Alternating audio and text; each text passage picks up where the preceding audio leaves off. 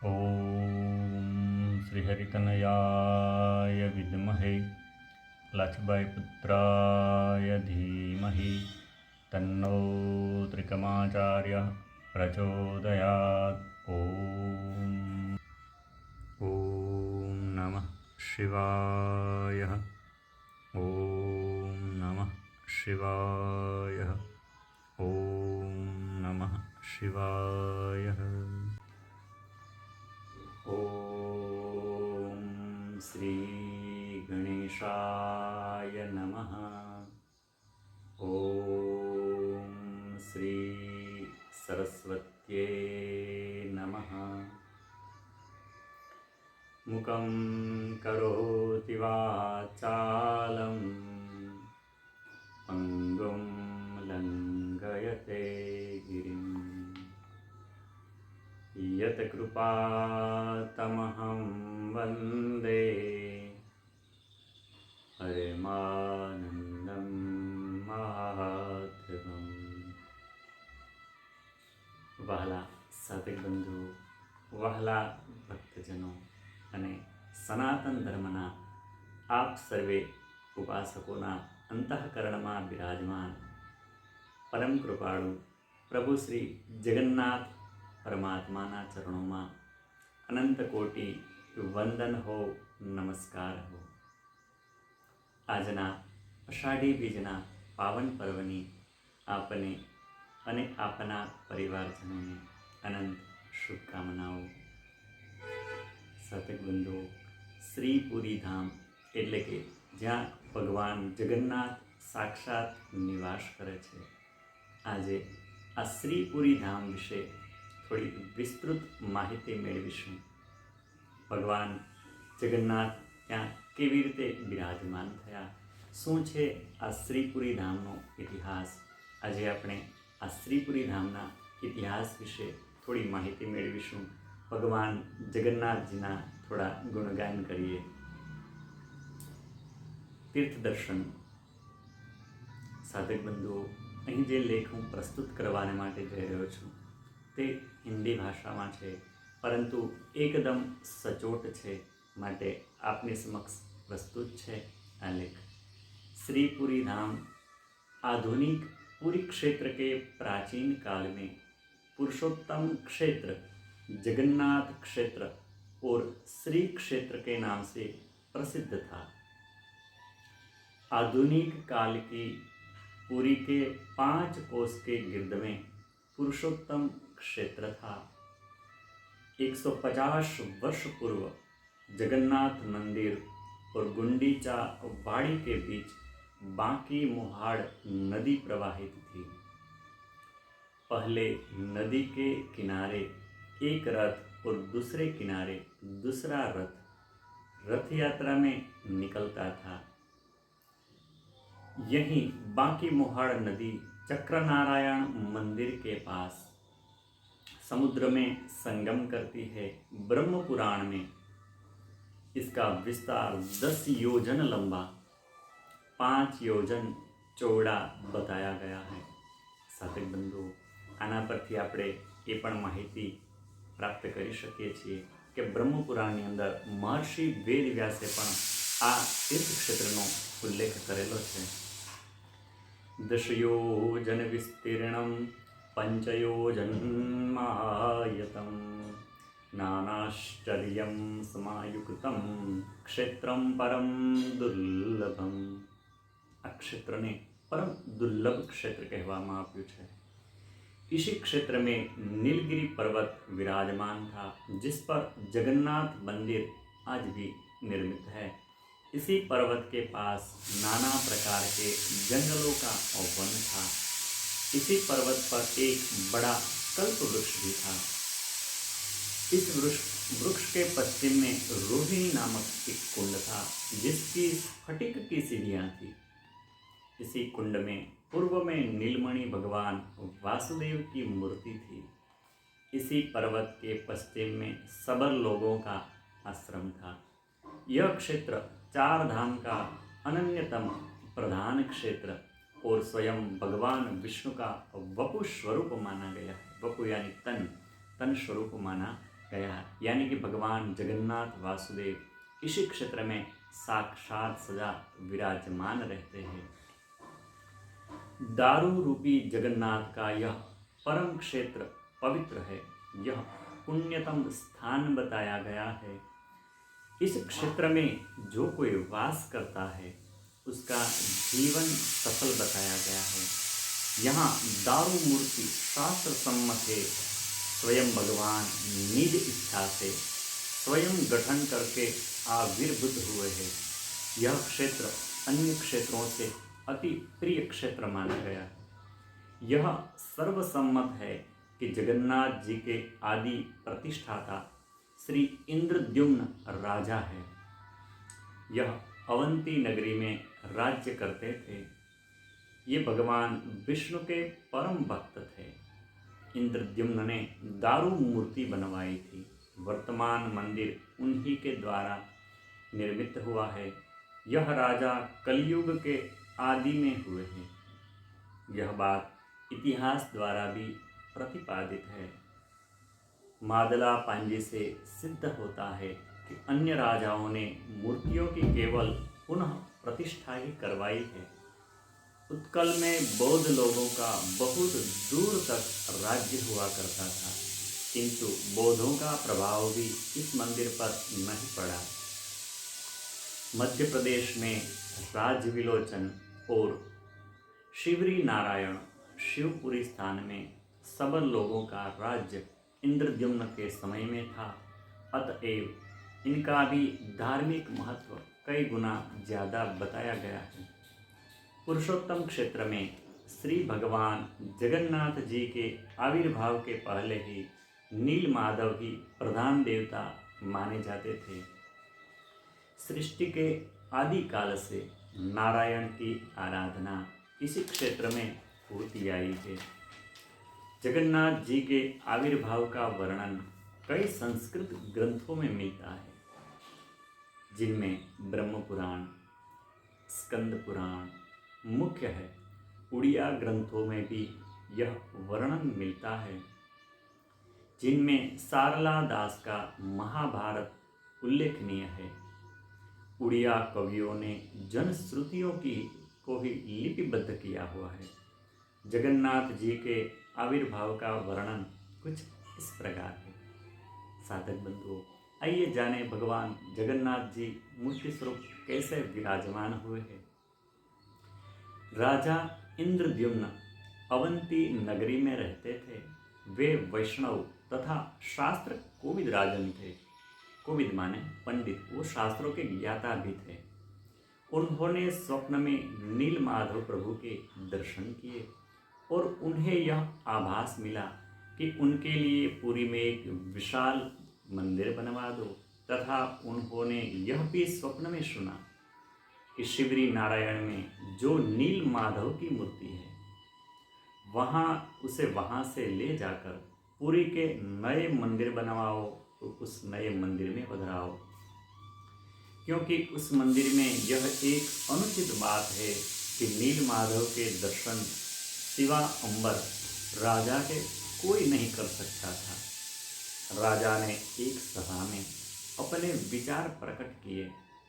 मंत्रणा के पश्चात उन्होंने अपने मंत्री विद्यापति को यह कार्य सौंप दिया। विद्यापति ने शिवरी नारायण में जाकर सब रहस्य देखे। जिस मंदिर में नीलमाधव की स्फटिक मणि की मूर्ति थी, उसके दरवाजे पर एक विद्युन्मय यंत्र था और 2 पत्थर के सिंह थे, जो उस पर व्यक्ति प्रहार करते थे। जो एक मुंदरी धारण किए नहीं जाता था, वह मुंदरी सबर राजा अपने पास रखते थे और किसी को भी नहीं देते थे। इस प्रकार नील माधव का दर्शन कोई नहीं कर सकता था, वरम अज्ञात व्यक्तियों को उन शेरों के द्वारा हत्या हो जाती थी, ऐसा भी माना जाता था। विद्यापति ने अपनी कुशाग्र बुद्धि के द्वारा नील माधव का दर्शन करने में सफल हुए और पश्चात वे नील माधव की मूर्ति को वहां से हटाकर उज्जैन में ले आए। फिर राजा इंद्रद्युम्न ने नीलमाधव की मूर्ति पधराने के लिए श्री जगन्नाथपुरी में एक विशाल और भव्य मंदिर का निर्माण करवाया, जो 90 हाथ ऊंचा यानी 90 फीट। इस मंदिर में नीलमाधव की मूर्ति प्रतिष्ठित की गई। जब नीलमाधव के दर्शन से पापियों को मुक्ति मिल जाने लगी, तब यमराजा को चिंता होने लगी कि उनका लोक शून्य हो जाएगा। तब उन्होंने भगवान विष्णु से प्रार्थना की, वासुदेव कृष्ण से प्रार्थना की कि प्रभु आप मेरी रक्षा कीजिए। भगवान विष्णु ने उनकी प्रार्थना स्वीकार की और वचन दिया कि अब नीलमाधव लुप्त हो जाएंगे।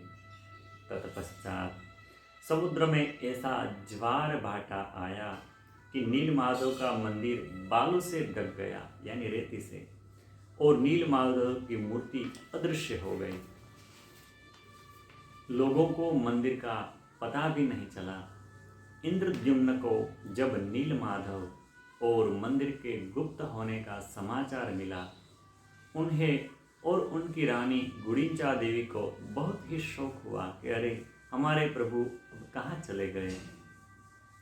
उन्होंने नीलमाधव प्रभु के दर्शन करने के लिए 1000 अश्वमेध यज्ञ किए। रानी ने कठोर व्रत किए। जब राजन के 1000 अश्वमेध यज्ञ संपन्न हो चुके, तब आकाशवाणी हुई कि राजा, मैं तुम पर प्रसन्न हूँ। यद्यपि तुमको नीलमाधव का दर्शन अब भी नहीं हो सकता, किंतु स्वयं भगवान दारू रूप में अपनी प्रतिमा का गठन करेंगे। प्रभु श्री स्वयं आएंगे और अपनी प्रतिमा स्वयं बनाएंगे और चतुर्धा मूर्तियों का दर्शन तुमको होगा। वही साक्षात रूप से मान जाए। समुद्र में जो वृक्ष दिख रहा है वह श्री कृष्ण भगवान के पिंड से उत्पन्न हुआ वृक्ष है। उन्हें लाकर पधरा दो। फिर भगवान एक वृद्ध के रूप में आएंगे और एक बंद कमरे में इन मूर्तियों का निर्माण प्रभु स्वयं अपने हाथों से करेंगे। 20 दिनों तक कमरा बंद रखना, कोई भी गठन की ध्वनि न सुन सके।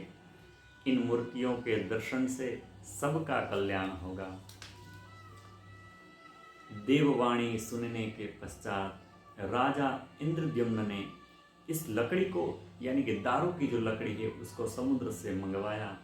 एक वृद्ध विश्वकर्मा के रूप में प्रभु श्री स्वयं चलकर आए। उन्होंने एक बंद कमरे में प्रवेश किया। कमरे में किसी का भी आना जाना वर्जित कर दिया गया और कहा 20 दिनों तक ये कमरा बंद रखना है। 15 दिनों तक किसी को मूर्ति की गठन की कोई आवाज तक सुनाई नहीं दी। भीतर उन वृद्ध महात्मा के रहने पर भी अब सबको संदेह होने लगा। कोई भी ध्वनि कर्ण गोचर नहीं हुई, यानी किसी के कानों तक उसकी आवाज नहीं आई। तब पहरेदारों को संदेह हुआ कि कहीं वृद्ध जीवित तो नहीं है, नहीं तो बिना आहट के 15 दिन तक वह कैसे जीवित रह सकते। किसी भी प्रकार की आहट तो आनी ही चाहिए। उन्होंने जाकर रानी गुंडीचा देवी को यह समाचार सुनाया। तब उन्होंने विचार किया कि हमारे महल में आकर किसी की हत्या न हो जाए, उसका पाप हमें न लगे। अतः उन्होंने स्थल पर जाकर निरीक्षण किया।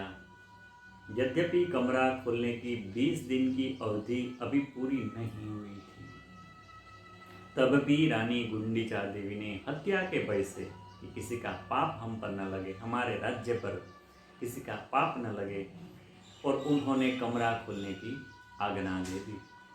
कमरा खोला गया। वहाँ 4 अपूर्ण मूर्तियों के दर्शन हुए। वृद्ध विश्वकर्मा दिखाई नहीं दिए गए।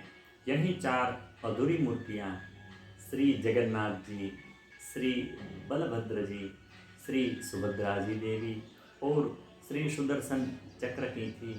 रानी और राजा को बड़ा विस्मय हुआ, परंतु उन्होंने स्वयं भगवान का प्रादुर्भाव देखने के लिए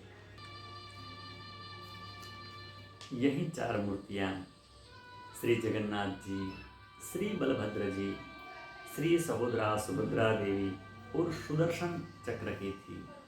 रानी और राजा को बड़ा विस्मय हुआ, परंतु उन्होंने स्वयं भगवान का प्रादुर्भाव देखने के कारण अपने को कृतार्थ ही माना। इस प्रकार ये चारों मूर्तियां स्वयं भगवान श्री कृष्ण की साक्षात आभा है और ये चारों मूर्तियों का निर्माण भगवान श्री प्रभु ने अपने हाथों से दारू की लकड़ी से स्वयं बनाया गया है।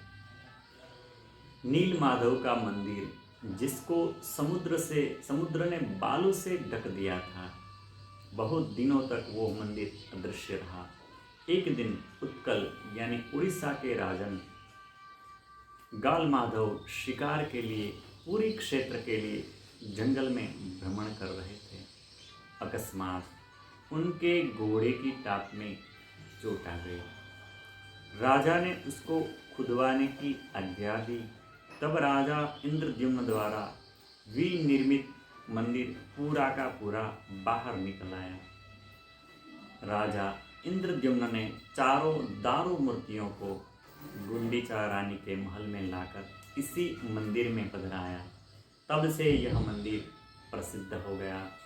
भगवान का दारू रूप उनकी एक लीला मात्र है, क्योंकि भगवान जगन्नाथ साक्षात इसी मंदिर में विराजमान रहते हैं। यह क्षेत्र स्वयं विष्णु भगवान का आलय है और ये मूर्तियां साक्षात भगवान विष्णु द्वारा ही संस्थापित है। इन गोपनीय दारू मूर्तियों के संबंध में तर्क करना निषिद्ध माना गया है। जैसी जिसकी भावना रहती है उसको वैसा ही फल मिलता है। चतुर्धा मूर्ति का तत्व यही है कि जगन्नाथ ही भगवान श्री कृष्ण है। पुरी को द्वितीय द्वारका भी माना गया है। नील माधव ही भगवान विष्णु है और उनके अंतर्धान के बाद में वे श्री कृष्ण इसी क्षेत्र में बलभद्र, सुभद्रा और सुदर्शन के साथ आविर्भूत हुए हैं। सुदर्शन चक्र जगन्नाथ जी के हस्त में है, जो कि विष्णु का चतुर्थ स्वरूप है। इन मूर्तियों में जगन्नाथ बलभद्र के 2 हाथ, उनमें पद्म तथा अंगुली नहीं है। सुभद्रा के हाथ नहीं है। जगन्नाथ विष्णु रूप है और बलराम शिव रूप माने गए हैं। पुरुषोत्तम प्रभु ही जगन्नाथ है। चतुर्धा मूर्ति 4 वेद स्वरूप है। जगन्नाथ जी ऋग्वेद, बलभद्र सामवेद, सुभद्रा यजुर्वेद और सुदर्शन अथर्व वेद माने गए हैं। चतुर्धा मूर्ति का तत्व शरीर में श्रवण, नयन, अधर, नासिका का है। श्रवण बलभद्र, नयन जगन्नाथ, अधर सुभद्रा और नासिका को सुदर्शन माना गया है। एक कवि ने इन तत्वों को इस प्रकार अंकित करता है कि आंख की पुतली का सफेद भाग जो है वही बलभद्र है, उसके ऊपर काला भाग है वही सुभद्रा जी है, उसके अंदर जो पुतली है वही जगन्नाथ जी है। श्री बीज बलभद्र का, ह्रीं बीज सुभद्रा का और क्लीं बीज जगन्नाथ प्रभु का स्वयं है। कर चरण विहीन मूर्ति केवल सुभद्रा की है। तीनों मूर्तियों के चरण नहीं है। आंखें चित्र में है, प्रतिमा में नहीं है। नासा बताने के लिए कुछ ऊंचा नासिका का स्थान बताया गया है। नासिका में छिद्र नहीं है। कर्ण प्रतिमा तथा चित्र में भी नहीं है। हाथ के आकार भी खंडित है। ज्येष्ठ पूर्णिमा से आषाढ़ अमावस्या तक भगवान मौसी के घर में रहते हैं, तब ये मंदिर बंद रहता है। इसी क्षेत्र में शिव और विष्णु दोनों का पूजन और मंदिर आदिकाल से है। बलराम को शिव रूप माना है। स्कंद पुराण में सुभद्रा को भद्र काली बताया गया है। पंचदेवता की उपासना का समन्वय इसी मंदिर में पाया जाता है। इंद्रद्युम्न ने जिस महातरु का महोदधि में दर्शन किया था, उसकी स्थिति इस संसार प्रपंच वृक्ष के समान है। उस महातरु का मूल जल में तैरता हुआ ऊर्ध्वमूल और शाखा समुद्र में निमग्न होने के कारण अधः शाखा हुआ। श्रीमद् भगवत गीता में भी 15वें अध्याय में श्लोक है, ऊर्ध्वमूलम अधः शाखा। इंद्रद्युम्न ने इसी प्रकार का एक वृक्ष स्वयं अपनी आंखों से देखा था, उनके दर्शन किए थे। जगन्नाथ जी प्रभु हम सबके अंतःकरण में हर पल विराजमान रहते हैं। साधक बंधुओं, आओ सब हम भगवान जगन्नाथ जी प्रभु से प्रार्थना करें कि हे प्रभु, हे करुणामयी, आप भी हमारे ऊपर कृपा बनाए रखें।